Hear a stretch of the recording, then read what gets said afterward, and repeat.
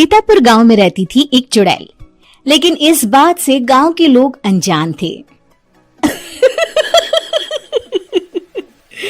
जब तक पूरे गांव की एक एक औरत के गहने मेरे पास नहीं आ जाते, मैं इस गांव को छोड़कर नहीं जाऊंगी, चाहे इसके लिए मुझे लोगों को गायब भी क्यों ना करना पड़े। दूसरी तरफ गांव की औरतें बात कर रही थी। अरे सुन रही हो, ये देखो मैंने कल ही नया हार बनवाया है सोने का, कैसा लग रहा है?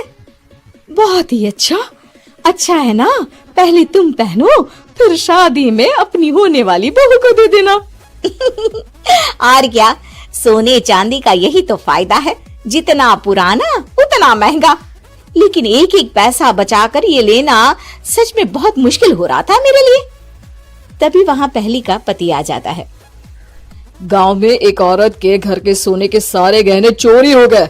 लोग बातें बना रहे कि गांव में कोई चोर घुस आया है जो घर की कोई चीज को हाथ नहीं लगाता, पर सिर्फ सोने के गहनों को ही चुराता है। अब तुम ना अपने ये गहने संभाल कर रखना। हे भगवान, ये क्या बोल रहे हैं? ये तो वही बात हो गई कि गांव बसा नहीं और लुटेरे पहले आ गए। दूसरी तरफ गांव के ही एक घर में रंजना रहती थी। उसके पति का गांव में चाउमीन का ठेला था। एक दिन उसके घर में एक औरत आती है। अरे रंजना, तू गांव में नहीं है तो सोचा तुम्हें बता दूं। गांव में बात चल रही है कि गांव में एक चोर घुस आया है जो घरों के सोने के गहने चुरा लेता है। अरे मैं तो सिर्फ ये कान की छोटी सी बाली ही सोने की पहनती हूँ, बाकी गहने तो मैंने गांव के बैंक में लाकर रखे हैं। ये क्या होता है? ना बाबा ना, हमारे गांव की औरतें तो गहने अपने पास ही रखती है। जब कहीं जाना हो तो बस अलमारी से गहने निकालो और पहन लो। दूसरी तरफ एक औरत हाथ में टोटके वाली छोटी सी गुड़िया लेकर घर में चली आती है। अरे कोई है? घर की औरत है क्या? क्या है ये गुड़िया? ये कोई ऐसी वैसी गुड़िया नहीं है, ये जादुई गुड़िया है। इसको घर की अलमारी में रखना। अगर तुम्हारे घर पर किसी की बुरी नजर होगी तो रात भर में ये पतली सी गुड़िया मोटी हो जाएगी। मैं कल आकर ये गुड़िया ले जाऊंगी और तुम्हारे घर की सारी बुरी नजर छूट जाएगी, समझी? अरे वाह, ये तो बहुत कमाल की गुड़िया है, दे दो। कितने की है एक? अरे नहीं नहीं नहीं, ये फ्री की है। मेरा काम इस पूरे गांव को बुरी नजर से दूर रखने का है। हाँ। भली औरत उसके हाथ से वो गुड़िया लेकर अलमारी में रख देती है। लेकिन अगली सुबह जब वो उस गुड़िया को देखती है तो पतली सी गुड़िया मोटी हो चुकी होती है। हे भगवान, ये क्या? किसने मेरे घर को बुरी नजर से बांध रखा था? तभी वो गुड़िया वाली भी आ जाती है।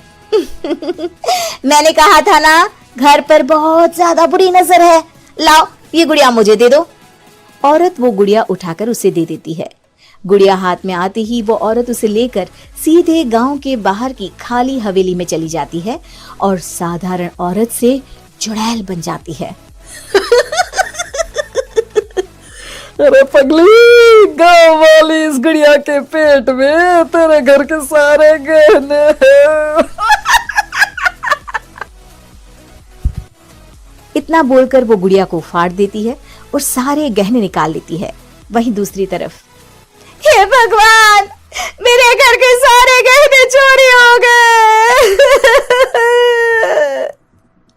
उस औरत के घर के आसपास लोगों का जमावड़ा हो जाता है और लोग बातें करने लगते हैं। लो जी, ये भी घर गया। पता नहीं कौन चोर है जो इतनी होशियारी से गहने चुरा लेता है। कुछ समझ में नहीं आ रहा कि कौन है। लोग तो घर से कहीं जाते भी नहीं है, न ताला लगे न घर खाली हो, फिर भी रातों रात गहने चोरी हो जाते हैं।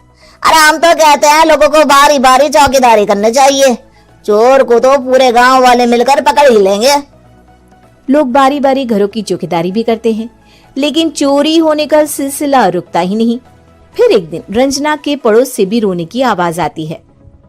अरे आज ही घर की बुरी नजर उतरी और आज ही सारे गहने भी चोरी हो गए। कैसी बुरी नजर? क्या हुआ था? तभी वहां उस औरत का पति भी आ जाता है जिसके घर में गहनों की चोरी हुई थी। हाँ, मेरी बीवी ने भी किसी गुड़िया को घर में बुरी नजर उतारने के लिए रखा था, लेकिन अगले दिन गहने चोरी हो गए। अब रंजना को कुछ कुछ बात समझ में आ जाती है। वो गांव वालों से कहती है, देखिए अब आप लोग चिंता न करें, जल्द ही चोर पकड़ा जाएगा। उस नजर उतारने वाली गुड़िया को आज मेरे घर कोई भेज देना। फिर क्या था, चुड़ैल को लोग रंजना के घर भेजते हैं। पहली बार देखा है कोई खुद लुटने को तैयार बैठा है। तो तू है जिसे घर की बुरी नजर उतारनी है? ये ले गुड़िया, ये सुबह तक मोटी हो गई तो समझो तुमको और तुम्हारे घर वालों को नजर लगी है। हाँ हाँ, मैंने काफी सुना है। तुम ये गुड़िया मेरे घर छोड़ देना। अरे क्यों नहीं, कल सुबह आऊंगी जब गुड़िया तुम्हारे घर की सारी बुरी नजर लेकर मोटी हो जाएगी, ठीक है? अब क्या था, रात को रंजना ने पूरी नजर गुड़िया पर रखी। वो अपने पति और गांव के कुछ लोगों को घर की खिड़की से घर के अंदर नजर रखने को कह देती है और फिर जो नजारा सब देखते हैं वो हैरान करने वाला होता है। गुड़िया धीरे से अलमारी खोलकर बाहर आती है। अलमारी के सारे गहने लेकर घर में जहां जहां गहने होते हैं वो लेकर अपने मुंह से खा जाती है। वो जितने गहने खाती उतनी ही मोटी हो जाती और फिर अलमारी में बंद हो जाती है। गांव वाले डर के मारे वहीं बेहोश हो जाते हैं।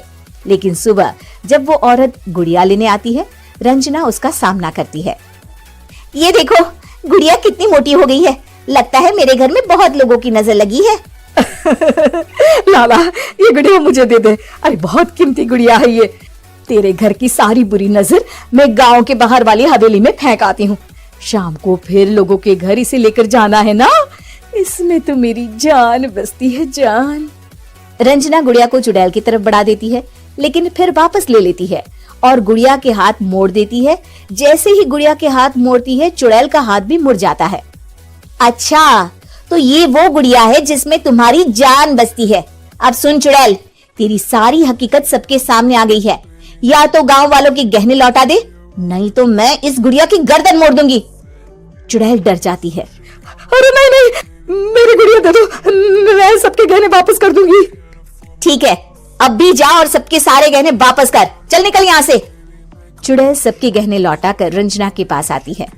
ला दे मेरी गुड़िया रंजना, इसके अंदर के गहने निकाल ले, लेकिन गुड़िया वापस दे दे। लेकिन रंजना जानती थी कि जैसे ही गुड़िया चुड़ैल को देगी उसकी शक्ति वापस आ जाएगी। चुड़ैल, तू तो चुड़ैल ही रहेगी, ये मैं जानती हूँ। अरे नहीं नहीं नहीं, मैं गांव छोड़कर चली जाऊंगी, किसी को परेशान नहीं करूंगी, वादा करती हूँ मैं। लेकिन रंजना उसकी एक बात नहीं सुनती और गुड़िया का सर उसके शरीर से अलग कर देती है। चुड़ैल सर अलग होते ही गायब हो जाती है। गांव वाले रंजना के साहस और बुद्धि की खूब प्रशंसा करते हैं।